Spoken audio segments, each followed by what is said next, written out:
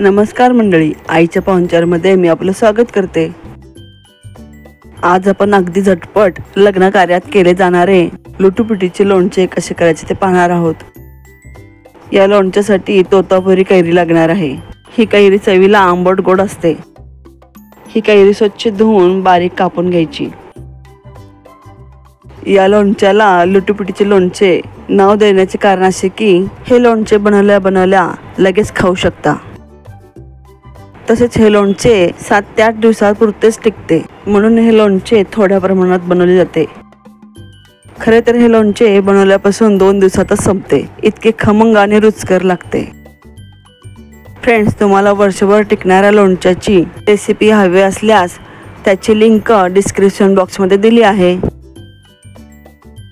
आता ह्या कैरीच्या फोडी एका बाउलमध्ये काढून घ्यायच्या। त्यात 2 चमचे लाल तिखट घालायचे, पाव चमचा हिंग घालायचा, पाव चमचा हळद घालायची, चवीनुसार मीठ घालायचे, 2 चमचे गूळ पावडर घालायची। आता हे मिश्रण छान मिक्स करून घ्यायचे। फ्रेंड्स, तुम्ही माझ्या चॅनलला पहिल्यांदा विजिट करत असाल तर सबस्क्राइब करायला विसरू नका।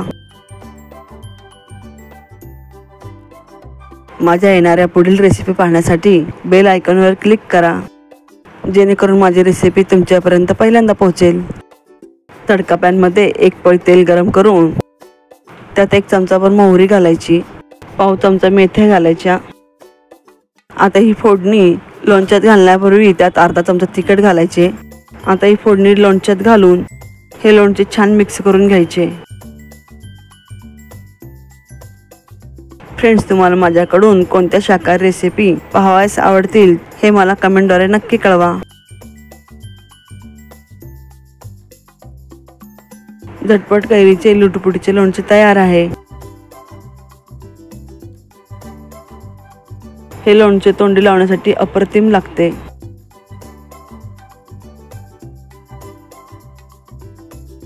फ्रेंड्स, तुम्हाला रेसिपी आवडली का?